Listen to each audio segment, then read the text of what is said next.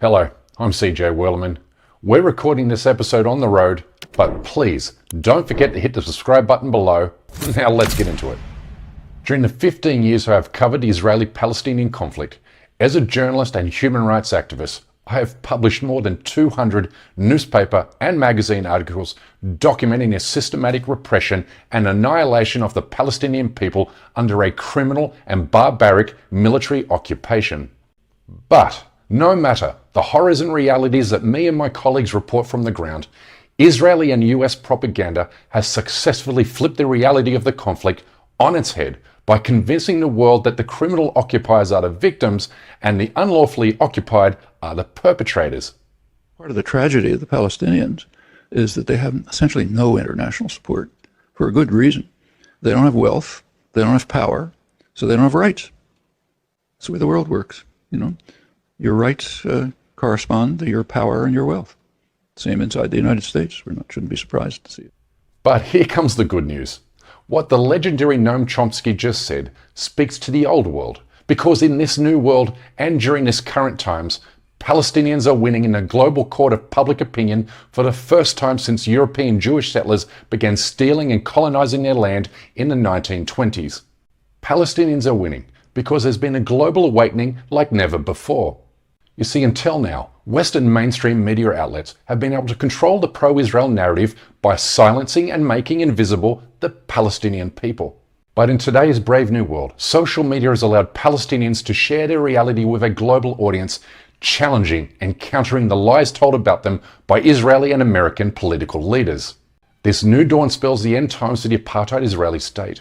And if you doubt what I'm saying here, then consider this: that at this moment, there is a global, multiracial, multi-faith, popular movement for justice in solidarity with the Palestinian people. But there isn't a single pro-Israel protest around the world, because only a bona fide psychopath could publicly support a powerful occupation force that kills more than 1,200 children in just 2 weeks. And please, don't be mistaken into believing that pro-Palestinian protests are only taking place among Muslim communities, because they're taking place in huge numbers throughout the Christian world. This is the French city of Paris, where tens of thousands expressed their rage towards Israeli war crimes on Sunday. And this is Manila, the capital of the Philippines. And this is Greece, where protesters chanted "Down the Zionist occupation." Similar protests have been seen in Australia, Canada, and throughout South America. But an even more revealing protest took place in Washington, D.C. on Wednesday, when the largest Jewish protest in solidarity with Palestinians in US history took place, with 10,000 Jewish Americans taking to the streets and the US Capitol building to demand a ceasefire and an end to Palestinian genocide.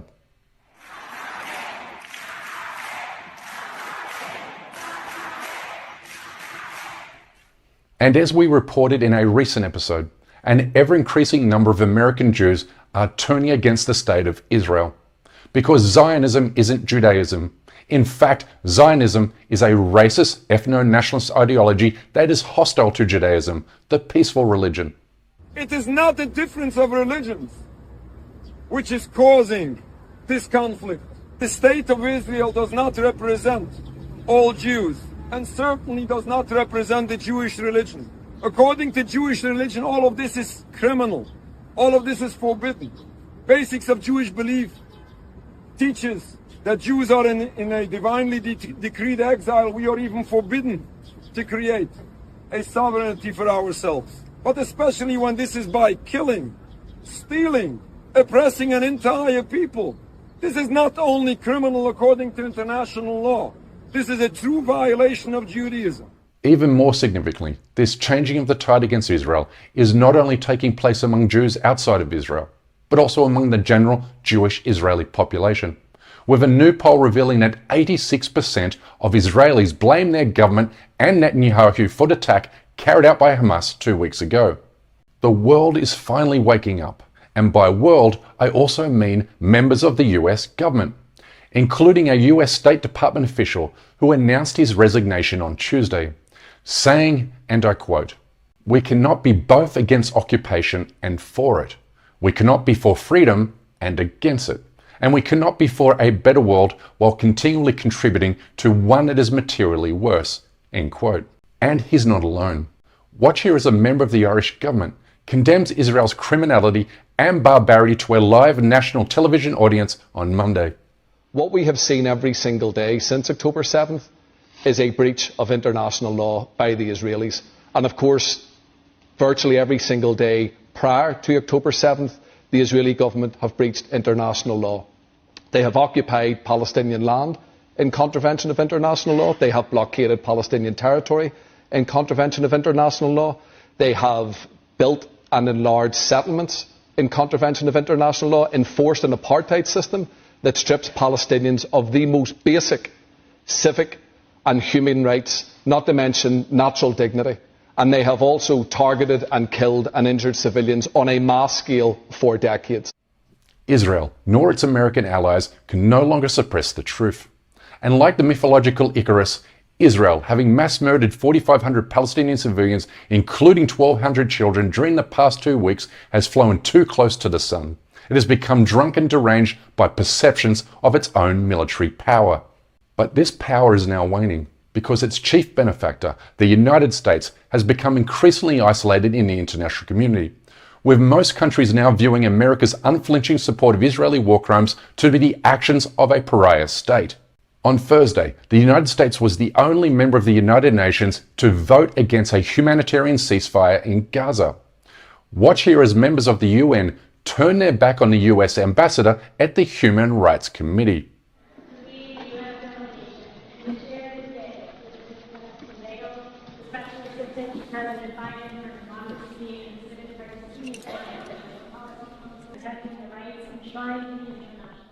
There's now growing geopolitical pressure on the United States to change course over Israel, which spells ultimate doom for the Zionist occupation. A new poll found that considerably more Americans support sending humanitarian aid to Palestinians in Gaza than sending weapons and supplies to Israel. American voters are now finally learning the truth. This will soon leave Israel completely isolated, diplomatically, economically, and culturally from the rest of the world. And like apartheid South Africa of the 1980s, it too will collapse under the weight of its human rights abuses and international law violations. Ultimately, Israel overshot the runway, and it will continue to overshoot by bombing hospitals, schools, mosques, churches, and refugees. And as the pro-Israel journalist Thomas Friedman points out, the coming invasion of Gaza will blow up the Abraham Accords, further destabilizing two of America's most important allies, Egypt and Jordan, and making normalization with Saudi Arabia impossible. Which brings me to my final point. Israel is committing genocide in Gaza because it believed the Muslim world was divided and exhausted by the Palestinian situation. But Israel's assessment could not have been further from the truth. In fact, Palestine is also helping free Muslims around the world, as we have seen unprecedented and lawful pro-Palestinian protests held in the streets of Egypt, like this one on Friday and this one in Tunisia, which has been recorded as the largest mass protest in the North African country's history. And the sight of thousands of British Muslims praying silently in front of London's number 10 Downing Street should inspire us all. This is why Muslims, Jews and Christians across the world are now uniting against the Israeli occupation like never before. So isn't it time you join them? Anyway, that's my time for today. Please don't forget to subscribe to this channel, and we kindly ask that you please support our effort to expose and confront injustices in the Muslim world by becoming a member of this show at patreon.com/CJWellerman. We can't produce, sustain and grow this show without your help, and we offer exclusive benefits to those who do. But for now, good morning, good night, wherever you are, and stay blessed.